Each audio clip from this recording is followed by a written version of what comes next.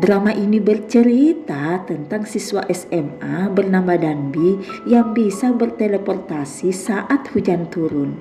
Dia sangat buruk dalam pelajaran matematika sehingga dia berusaha menghindari pelajaran tersebut. Ibunya pun selalu menasehatinya agar belajar yang rajin karena sebentar lagi dia akan mengikuti ujian nasional dan itu sangat penting bagi masa depannya. Hanya saja Danbi tidak pernah menghiraukan nasihat ibunya. 어디 확 사라져버렸으면 좋겠다, 헬조선 진짜. Sampai suatu ketika ujian nasional tiba. Danbi pun buru-buru menuju lokasi ujian, tapi sial baginya payungnya ketinggalan di bus yang membuat Danbi harus hujan-hujanan menuju tempat ujian.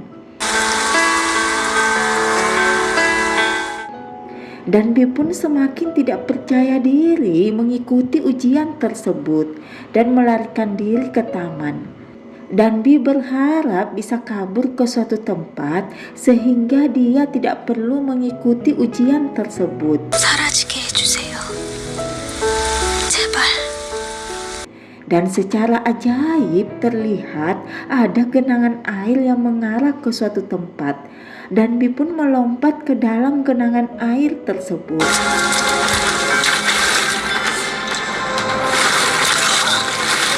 Dan dia sangat kaget berada di tengah-tengah orang yang menggunakan kostum kerajaan. Awalnya Danbi mengira mereka sedang syuting drama kerajaan. Tapi ternyata dia berada di tengah-tengah upacara pemanggilan hujan di zaman Joseon. Danbi sendiri baru menyadari berada di zaman Joseon setelah beberapa prajurit mencoba menangkapnya menggunakan pedang asli. Dan bersamaan dengan itu seseorang berteriak mengatakan Danbi adalah roh yang dikirim untuk membantu mereka menurunkan hujan. Danbi pun teringat adegan drama upacara pemanggilan hujan yang pernah ditontonnya.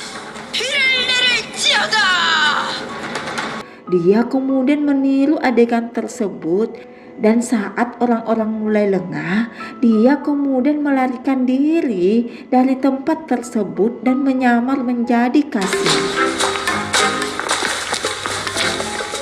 Di sisi lain, Raja Lido, raja yang berkuasa saat itu, sangat marah karena merasa dihina dengan kehadiran Danbi di tengah-tengah upacara.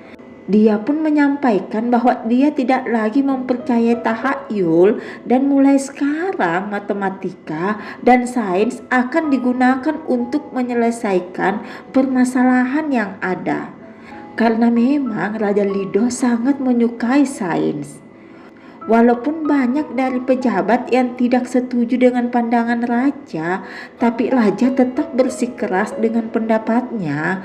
Bahkan raja membentuk kelompok belajar yang khusus mempelajari matematika dan ilmu sains lainnya. Sementara itu, Danbi yang menyamar menjadi Kasim akhirnya tertangkap oleh Ajik, salah satu kepercayaan raja. Dia kemudian membawa Danbi menemui raja. Raja Lido sendiri penasaran dari mana sebenarnya Danbi berasal, melihat dandanan dan pakaian Danbi yang berbeda dengan mereka, dan juga handphone Danbi yang merupakan benda asing bagi mereka. Danbi pun mengaku bahwa dia adalah pelajar SMA yang datang dari masa depan. Danbi juga menjelaskan mengenai handphonenya. Tapi karena raja tidak memahami semua penjelasan Danbi, dia pun berniat menghukum Danbi. Danbi sendiri berusaha menyelamatkan diri dengan berpura-pura sebagai pakar matematika.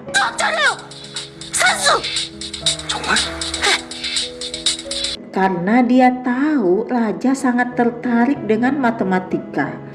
Karena tidak percaya begitu saja dengan perkataan Danbi, raja pun kemudian memberi Danbi soal matematika. Dan untungnya soal matematika tersebut adalah rumus Pitagoras yang merupakan basic pelajaran yang dikuasai oleh semua pelajar SMA, yang membuat Danbi bisa dengan mudah menyelesaikan soal tersebut. Raja sendiri yang melihat Danbi sangat mudah menyelesaikan soal tersebut membuatnya percaya Danbi memang benar adalah pakar matematika yang datang dari masa depan. Raja kemudian meminta Danbi menjadi Qasim dan bertugas mengajarinya matematika. Danbi pun kemudian menjadi Qasim dan mengajari Raja matematika dasar. Seiring berjalannya waktu, hubungannya dengan raja semakin dekat. 9구단을 외자, 9구단을 외자, 4구 36, 9구단을 외자. Di lain kesempatan, Danbi secara tidak sengaja menunjukkan posisi jantung kepada raja. 여기 손 얹어봐. 여기 뭐가 이렇게 뛰고 있죠? 이게 여기가 심장. Yang membuat raja memuji kehebatannya dan memintanya mengajarkan letak-letak organ tubuh manusia pada kelompok belajar yang dibentuknya. Para pelajar tersebut pun akhirnya menghasilkan beberapa buku tentang anatomi tubuh manusia. Raja sendiri yang menghabiskan banyak waktu bersama Danbi merasakan ada sesuatu yang aneh dengan dirinya. Jantungnya berdegup lebih kencang saat memikirkan Danbi.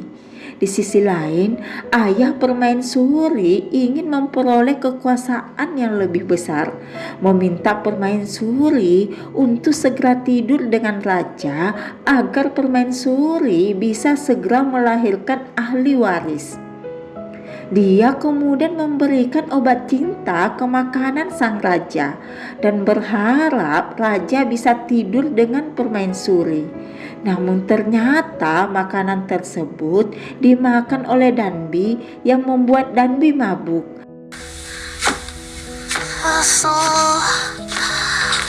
Raja pun berusaha menolong Danbi dan mengabaikan permaisuri. Sementara itu, para pejabat yang tidak menyukai kedekatan Danbi dengan raja mencoba menghukum Danbi dengan alasan Danbi telah menghina permaisuri. Danbi kemudian ditangkap dan berniat dihukum mati. Hanya saja raja tidak menyetujui hukuman tersebut.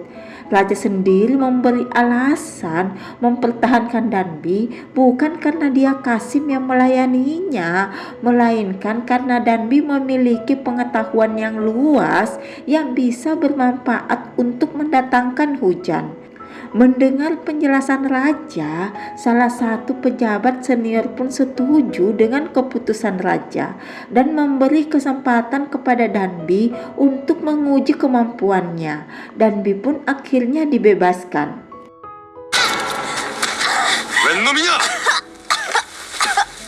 Danbi sendiri yang mengetahui dirinya harus berguna agar bisa bertahan hidup, berusaha keras melakukan penelitian untuk menampung dan mengalirkan air hujan dari satu tempat ke tempat yang lain. Di tempat lain, raja sendiri frustasi karena tidak bisa bersama Danbi. Sampai kemudian hujan mulai turun. Raja pun teringat perkataan Danbi yang akan segera pergi saat hujan turun. Dia kemudian bergegas menemui Danbi dan berharap Danbi belum menghilang.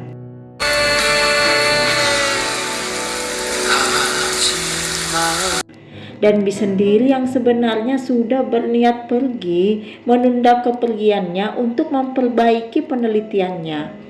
Dan akhirnya dia bisa bertemu dengan raja. Danbi pun sangat terharu dengan kerja keras yang dilakukannya, karena ini untuk pertama kalinya dia melakukan sesuatu dengan sungguh-sungguh dan berhasil. Biasanya dia tidak ingin melakukan sesuatu karena takut gagal dan merasa tak berguna. Tapi sekarang di Joseon, dia benar-benar melakukan yang terbaik.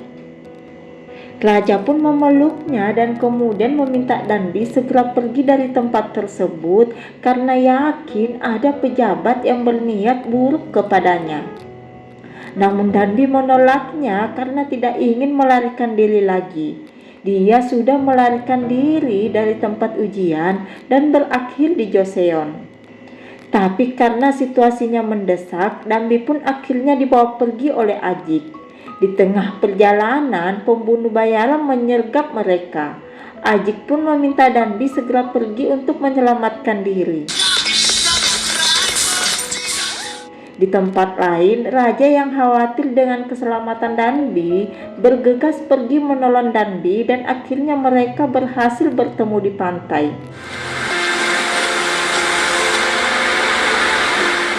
Mereka kemudian menghabiskan waktu bersama. Waktu pun berlalu. Danbi yang berhasil dengan penelitiannya mendapat penghargaan dari raja dan hukumannya dihapus. Danbi pun kembali menjadi Qasim yang bertugas mengajari raja. Sampai kemudian Danbi secara tidak sengaja bertemu dengan permaisuri yang makan diam-diam. Danbi yang merasa akrab dengan wajah permaisuri yang sangat mirip dengan sahabatnya memberinya pop mie dan mereka pun menjadi dekat. Permaisuri pun berniat ingin menjadikan Danbi sebagai selir agar dia memiliki teman dan tidak kesepian lagi di istana. Selain itu, permaisuri juga tahu raja tidak mungkin jatuh cinta kepadanya karena raja sudah menyukai Danbi. Sehingga solusi terbaiknya adalah menjadikan Danbi sebagai selir. Danbi yang tidak mengerti akan menjadi selir sangat senang dengan jabatan barunya karena dia bisa mandi sepuasnya dan memakai pakaian wanita. Tapi setelah dia mengetahui akan menghabiskan malam pertama dengan raja, Danbi langsung kabur karena merasa belum cukup umur dan tidak siap menjadi selir. Di tempat lain, raja yang mengetahui Danbi kabur segera mencari Danbi. Dan dia kemudian menemukan Danbi sedang bersembunyi di salah satu ruangan. Raja pun membawa Danbi ke ruangannya. Danbi sendiri sangat ketakutan dan meminta maaf kepada raja karena selama ini telah membohongi raja dengan berpura-pura sebagai seorang laki-laki. Raja sendiri sebenarnya sudah mengetahui Danbi adalah seorang perempuan saat Danbi mabuk dan memeluk raja. Hal itu juga lah yang membuat raja jatuh cinta kepadanya. Hanya saja raja berpura-pura tidak mengetahuinya selama ini. Raja pun meyakinkan Danbi tidak akan melakukan hal-hal yang tidak diinginkan oleh Danbi. Raja hanya ingin menjaga agar Danbi tetap aman dengan berada di sisinya. Dia ingin Danbi mendampinginya memimpin Joseon dan tidak kembali ke masa depan. Danbi sendiri ragu dan belum menemukan jawabannya apakah harus bertahan di Joseon atau kembali ke dunianya. 근데 난 돌아가야 하니깐요. 너 돌아가고 싶은 게 맞긴 맞는 거냐? Sampai kemudian Ratu membawanya menemui Ibu Suri dan ternyata Ibu Suri sangat mirip dengan ibunya. Danbi pun mulai menangis dan merindukan ibunya. Danbi kemudian mengungkapkan niatnya tersebut kepada raja yang membuat raja sedikit kecewa karena Danbi hanya menganggapnya sebagai mimpi. Raja sendiri berusaha menahan Danbi, tapi Danbi benar-benar ingin kembali ke masa depan. 그래. 네 마음대로 하거라. Raja kemudian pergi meninggalkan Danbi. Dan saat Danbi sendiri, ada orang yang berusaha membunuh Danbi dan kemudian membakar ruangan tempat Danbi berada. Raja pun panik mengetahui ruangan tempat Danbi berada kebakaran. Dia kemudian pergi menolong Danbi melalui pintu rahasia dan akhirnya menyadari mempertahankan Danbi di sisinya hanya akan membuatnya celaka. Raja sendiri akhirnya mengetahui pembakar ruangan tersebut ternyata orang kepercayaannya yang selama ini membantunya melakukan penelitian. Orang tersebut tidak menyukai Danbi dan takut penelitian yang selama ini mereka lakukan akan berdampak buruk bagi masyarakat.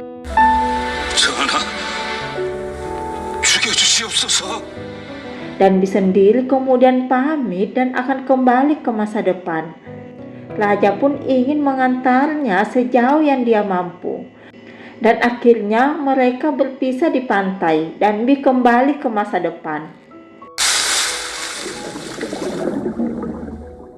Di masa depan, ternyata ujiannya masih berlangsung dan Danbi akhirnya mengikuti ujian tersebut. Dia pun berusaha melakukan yang terbaik dan kembali menemui ibunya yang telah menunggunya. Di lain waktu, seorang pemuda yang sangat mirip dengan raja datang menemuinya dan membawakan payung Danbi yang ketinggalan di bus. Demikian alur cerita Splash Splash Love. Sampai jumpa di next video.